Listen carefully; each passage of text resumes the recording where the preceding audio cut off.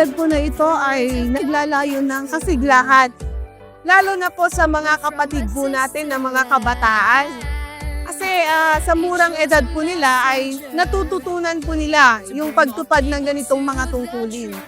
Lalo tigit po, nagiging kaaliwan po sila ng kanilang mga magulang. At mas lalo po silang nahuhubog sa lalong kabanalan po ng mga paglilingkod.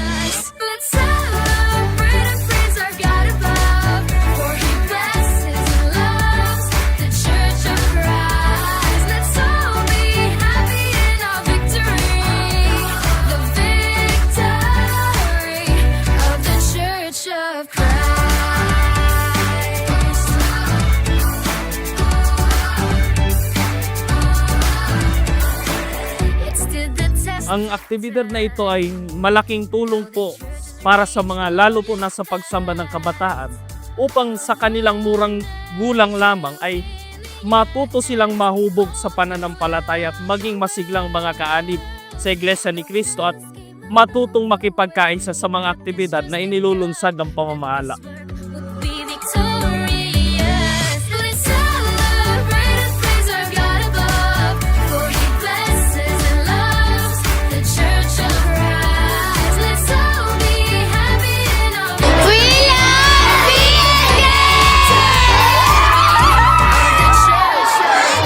Kaya nagpapasalamat po kami ng marami sa ating tagapamahalang pangkalahatan at nagbibigay po sila ng ganitong aktibidad para sa mga kabataan.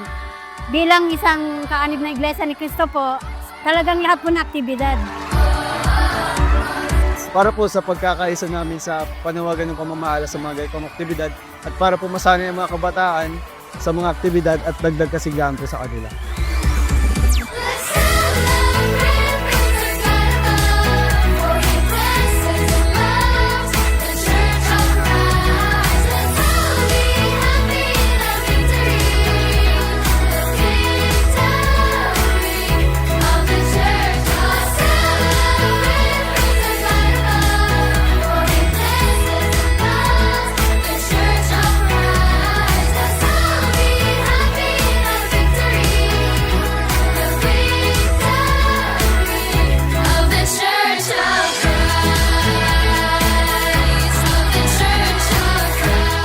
A very fun experience being here, and I'm very proud in general for all of the little ones that attended this concert, and I hope that they have a great time.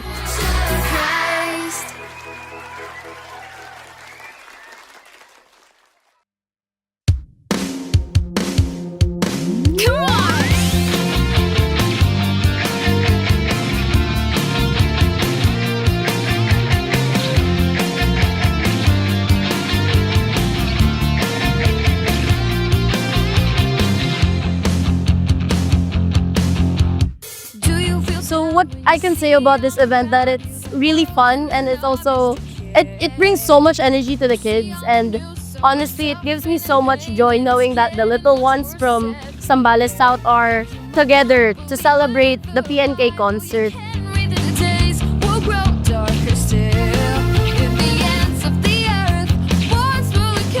We love PNK!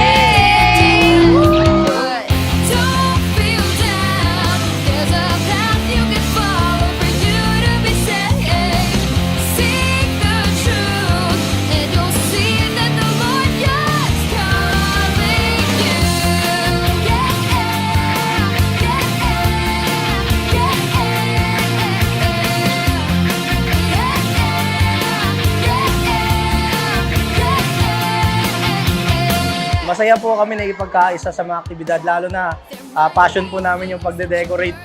Kaya lagi po kaming active para pakikipagkaisa po sa ating pamamahala.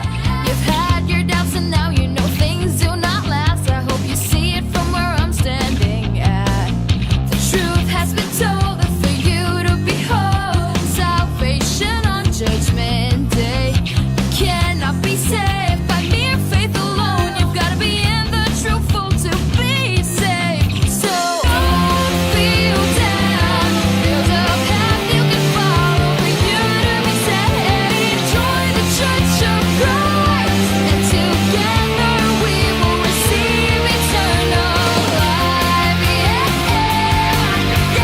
I'm also very thankful sa ating pamamahala, beloved Executive Minister Brother Eduardo B. Manalo, for this event and his guidance to us all the time.